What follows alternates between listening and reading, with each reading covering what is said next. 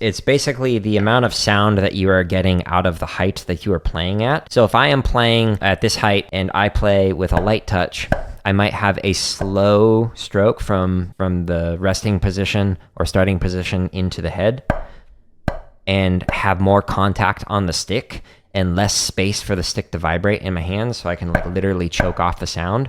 But if I speed up the velocity from the resting or starting position into the head, and I open up my hands so that there's more space for it to vibrate, and I'm not absorbing the hand by squeezing too much, then you can get significantly more sound out of it. So the amount of touch that you want to get, you need to try and match the rest of the line, or the center snare in particular, or the person on the inside of you, or the tenor player, whatever it is that you're playing on. But the amount of touch that you get can vary depending on all those different factors. So the speed with which you go into it, the amount of contact that you have on the stick, the amount of space that you have in the vibration. You can literally play at the same height and have a completely different volume depending on all those different factors. I'm just like sitting here changing it while keeping the same height, and same thing for like a low tap.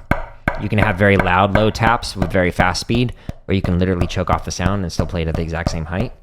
So there's not a right or wrong way to do it. I personally, because it's, marching and you don't have a microphone, I tend to focus on two main things. One is a good amount of volume out of the playing so it projects and you can hear it across the stadium, but also playing as relaxed as possible. And those two kind of go hand in hand, because like I was mentioning, the amount of contact that you have on the stick is going to absorb the sound quality. When you are playing, there's like the rhythmic side of things that you have to listen into, like being able to play like perfectly in time with the person next to you, so the same amount of spacing between each one of the notes hit at the same time. The next level of that, once you get that down, is actually applying the same velocity and the same touch as the person on the inside of you. And that is the harder of the two things to do. If you're teaching line, you can get people to all play at the same heights and play at the same time, but the really good lines are the ones who then make it so that the same amount of volume out of each one of the heads that people are playing on. So the more your velocity is in alignment with the person that's on your inside, or the people who are listening to you, if you are the center, then the cleaner it's going to sound and the more projection you'll have as a drum line, assuming all the heads are tuned the same. Before I get to the next tip, I just want to say really quickly that you can find literally thousands of hours of free drumming play-alongs and drumming tips in the link at the top of the description, or by going into my home tab of YouTube. Practicing by speeding up 10 or 20 BPMs at a time may slow you down in the long run. So here's why. But if you're practicing something fast, you might use a different technique than when you're practicing something slow. That is something that you should strive to avoid. What you should instead try and do is practice fast while going slow. So if I'm practicing these at 40 beats a minute, what I'm going to do is go one click at a time, where I'm just slowly, incrementally getting faster while playing with a nice, light, relaxed accent, where I'm just kind of pulling the accent back and letting the weight happen rather than forcing it in like that. If I go that one click at a time like these play-alongs are designed for, then it makes it so that there's no gaps in my technique. What I'll often see with students is, let's say they can play something comfortably at 60 beats a minute and something comfortably at 120 beats a minute. What they will end up having is between maybe 90 and 100 beats a minute is there's this weird gray area where they can't play it well. They can play it better if it's slow and they can play it better if it's fast, but they can't play in this middle area. That's that gray zone that we need to be able to work through. If you, instead of jumping up 10, 20 clicks, etc. when you're practicing, if you just use these play-alongs and go one click at a time, then it will prevent that from happening, because it will force you to work through that gray area and to apply that technique consistency without having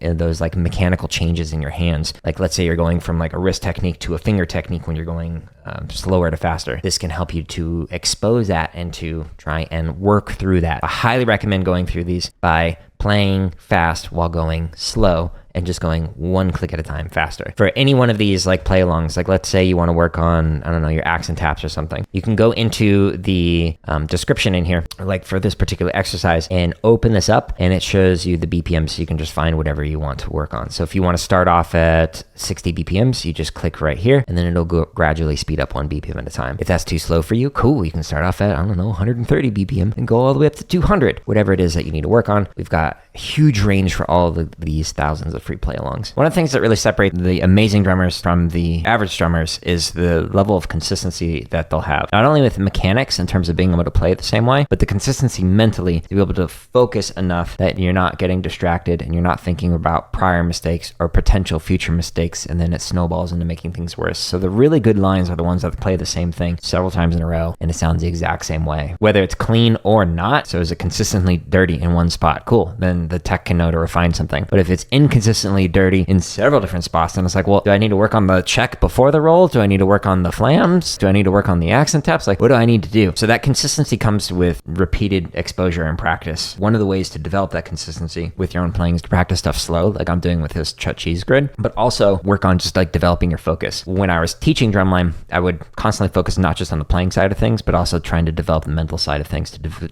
develop that consistency over time. But it's a long game. Like it takes years, not just months or weeks to be able to develop that. One of the ways that you can do that is doing a set game where you like have two people face each other and they go to set and their goal is to not break set. So not smile, not laugh. And the rest of the line can just do goofy stuff, say goofy things around them. That is to try and develop focus. Another way to do that, I used to have the drumline face a very busy part of a school or a road or whatever, where there's distractions. It practices training to be able to get focused in distracting environments. And that can help out when you get into a lot or you get into a performance situation in which there's a lot going on. Being able to focus all your attention on your playing and not the things going on around you is an invaluable skill that a lot of the great drummers and drumlines have. One of the things that you need to be able to improve as a section leader or as an instructor is being able to stay in time while everyone around you might be rushing or dragging. So one of the ways that you can actually work on that, play a recording, like a lot recording of people who are playing slightly out of time from what you're doing. So you could use like one of these play alongs and set a metronome to 150 and then set the play along to like 148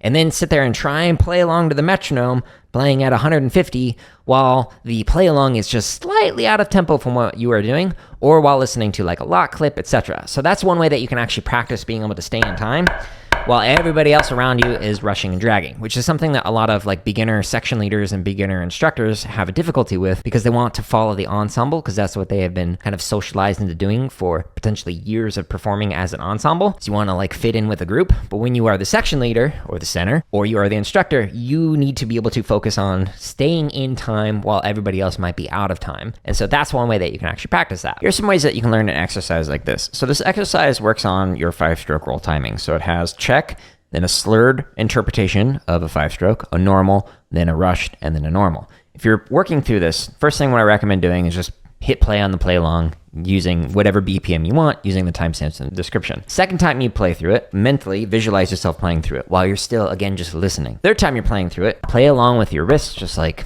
on a pad so you can barely hear your own playing, but really be able to listen to the interpretation of it. Fourth time you're playing through it, play it again, but play it with like quietly with some sticks in your hand, and then finally actually play along to it. That will allow you to hear what the perfect interpretation is for the play along when you're learning something like this. Now there are literally thousands more like this. Again, just uses timestamps to go slow. So I'm playing this at 54, but this one can go as slow as 40, which is where we started with it.